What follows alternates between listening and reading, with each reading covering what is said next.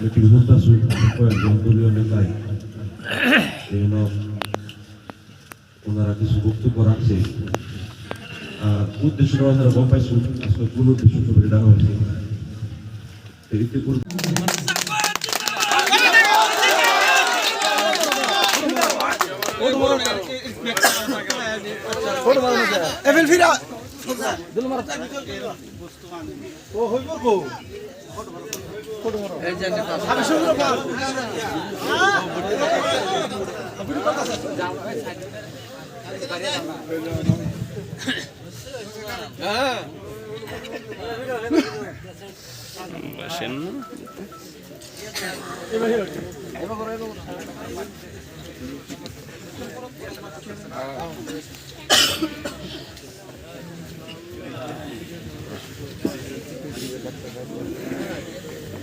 হাফিজা খাতুন জিন্দাবাদ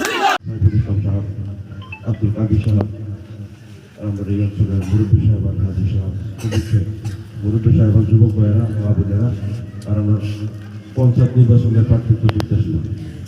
যাই হোক আমি আসলে আমার জবাবদিহিদের খুব বেশি মিটিংটা আগে ছিল দেওয়া ছিল এই দিকে আউন লাগছে মানে আমি কথা কোয়ার মুডই হাফিজা খাতুন এবার জিকি বই হাফিজা খাতুন এবার জিকি বই হাফিজা খাতুন আমার লাগি বই আমিরুল সাহেব আমার লাগি বই ধন্যবাদ। সমষ্টির বগরিগুড়ি ব্লকের অন্তর্গত তিরিশিয়া গাঁও পঞ্চায়েত আমার কেবাগৰাকীও প্ৰাৰ্থী আছিল আঞ্চলিক পঞ্চায়েত সদস্য পদৰ কাৰণে AUDF দলৰ পৰা কেইবাজনে প্ৰাৰ্থিত্ব বিচাৰিছিল কিন্তু আমি AUDF দলে আমি এটা নীতি গ্ৰহণ কৰিছোঁ যে যিসকলে প্ৰাৰ্থিত্বৰ কাৰণে দাবী কৰে তেওঁলোকক আমাৰ দলে সিলেকশ্যন কৰাতকৈ দলৰ কমিটিয়ে সিলেকশ্যন কৰাতকৈ সেই পঞ্চায়তত আমি পঞ্চায়তৰ ৰাইজক মাতি লৈ তেওঁলোকৰ মতামত লৈ ৰাইজে যাক ভাল পায় ৰাইজে খোলাখুলিকৈ যাক সমৰ্থন কৰে আমি তেওঁলোকৰ প্ৰাৰ্থী নিৰ্বাচন কৰোঁ কালিও আমি চুতীয়ান গাঁও পঞ্চায়তৰ প্ৰাৰ্থী এনেকৈয়ে বাছনি কৰিলোঁ আজি তিনিচুকীয়া গাঁও পঞ্চায়তত আমি মিটিং কৰিলোঁ আৰু ইয়াতে কেইবাশ লোকৰ উপস্থিতিত ৰাইজক আমি খোলাখুলি সুধিছোঁ যে তিনিচুকীয়া গাঁও পঞ্চায়তৰ পৰা বগৰিগুৰি আঞ্চলিক পঞ্চায়তৰ সদস্য হিচাপে আমাৰ দলে কাক প্ৰাৰ্থী কৰিলে আপোনালোকে ভাল পাব তেতিয়া ৰাইজে সৰ্বসন্মতিক্ৰমে হাফিজা খাতুন পূবচতিয়ানৰ আমাৰ হাফিজা খাতুন স্বামী হবিবুৰ ৰহমান তেওঁক সমৰ্থন কৰিছে আৰু সকলো ৰাইজে সৰ্বসন্মতভাৱে এই প্ৰাৰ্থীগৰাকীক চিলেক্ট কৰাৰ কাৰণে আমাৰ দলেও আজি আমি ঘোষণা কৰিছোঁ যে অহা পঞ্চায়ত নিৰ্বাচনত তিনিচুকীয়া পঞ্চায়তৰ পৰা AUDF দলৰ আঞ্চলিক পঞ্চায়ত সদস্য পদৰ প্ৰাৰ্থী হিচাপে হাফিজা খাতুনে প্ৰতিদ্বন্দ্বিতা কৰিব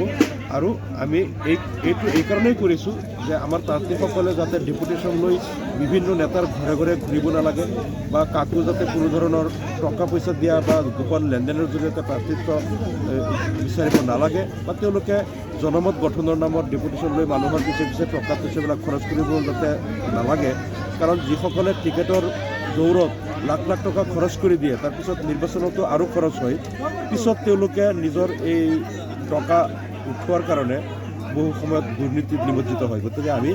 স্বচ্ছভাৱে আমাৰ প্ৰাৰ্থী বাছনি কৰিছোঁ যাতে ৰাইজে যাক ভাল পায় আমি খোলাখুলি ৰাইজৰ আগত আমি দিছোঁ যাতে প্ৰাৰ্থীসকলে এক টকাও যাতে তেওঁলোকে প্ৰাৰ্থিত্বৰ নামত যাতে খৰচ কৰিব নালাগে আৰু যাতে যোগ্য প্ৰাৰ্থী ৰাইজে ভাল পোৱা প্ৰাৰ্থী যাতে আমি দিব পাৰোঁ আৰু যাতে যোগ্য শুদ্ধ নিকা ভাৱমূৰ্তি প্ৰাৰ্থী তেওঁলোকে যাতে জিকি পেলাই ৰাইজৰ ভাল কাম কৰিব পাৰে পঞ্চায়তৰ উন্নয়ন কৰিব পাৰে সেইকাৰণে আমি পদক্ষেপ লৈছোঁ আৰু ৰাইজে আমাৰ এই পদক্ষেপটো ভাল পাইছে।